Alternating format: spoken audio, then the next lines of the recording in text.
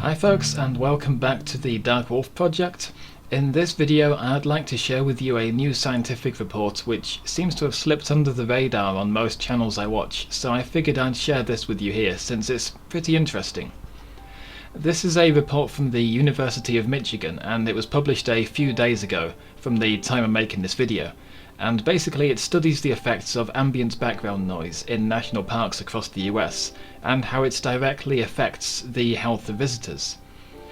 So since we don't rely on our hearing as much as other animals, it is often easy to ignore the sounds around us, but you've probably noticed the change in ambient sounds around you if you've spent a lot of time in a city like I have and you drive out to a national park to relax.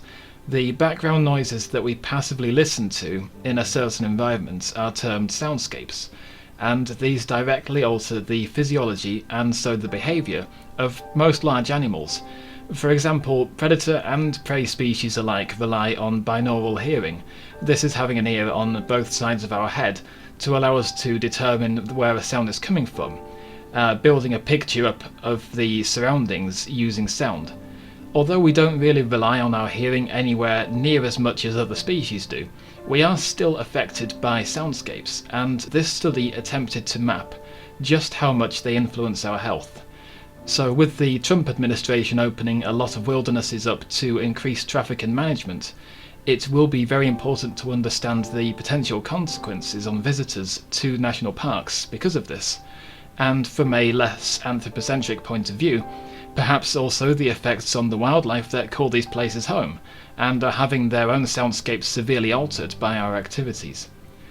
So to assess this, the researchers first decided to examine a set of previous studies, so they could establish an historical correlation between natural and anthropogenic or human-created sounds and our health.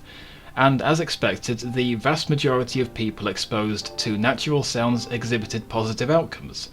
These included things such as a lowered heart rate, blood pressure, improved mood and cognitive performance. They also found that sounds of water and birdsong had a noticeable effect on the participants. With this data in mind, the team then analysed 221 sites throughout the US to determine the prevalence of different natural sounds, effectively measuring the quality of the soundscapes as they relate to our own health and well-being. So the results that they obtained showed that 3/4 of parks had high levels of biological sounds, excluding bird songs. So that's animals making sounds that are not bird songs, I guess insects and in some cases amphibians. Think like cicadas, crickets if you're in England, those kinds of things.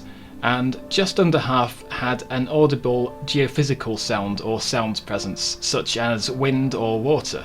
Obviously the wind itself doesn't make a sound, but I think that they mean the movement of the wind through trees, which I think most of us find pretty relaxing really. However, only about 1/10 of the sites had a low audibility of anthropogenic sounds. That's the sounds created by traffic or other visitors. As expected, the more remote locations studied, such as Alaska and Hawaii, they had the lowest amounts of human sounds, and they found the closer you get to urban areas, as predictable, the more people are visiting them. And so city parks or national parks within around 100 kilometers of a city had noticeably more human sounds in them. So basically, the team then combined their two sets of data and used it to show how being surrounded by natural soundscapes encourages us to relax. This is partly because our brains are evolved to associate natural sounds with normality, and an absence of them, well, this provokes anxiety or alertness in us.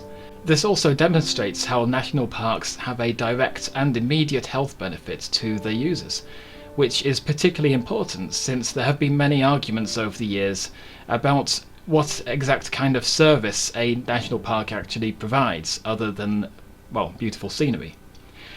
But we now have evidence that natural soundscapes provide a very real health benefit which is accessible to anybody who goes there. Now hopefully this study will contribute to the preservation and sustainable management of parks, whilst also, as a result, benefiting the ecosystems that are supported by them. This could also possibly be used to help oppose the Trump administration's plans to allow electric bike access to non-motorized trails in national parks, which arguably could lead to a lot more people using very remote and often quiet hiking trails for sport. And since we humans tend to be pretty vocal when undertaking any recreational activity involving a motorized vehicle, this is quite likely going to impact that tenth of parks where anthropogenic sounds are more or less absent from them. So this isn't the usual video format I use, but if you enjoyed this and found it interesting, then please let me know in the comments, and if I come across any other reports like this that nobody seems to have really picked up on as much in the future, then I guess I'll try and make another one of these. If you'd like to help the Dark Wolf project, please do sub to the channel or visit my online store, link below. You can buy prints of the artwork that I make there, and the funds from that directly support wolf research and monitoring in Europe and the USA. But that's all for now though. Dark Wolf out.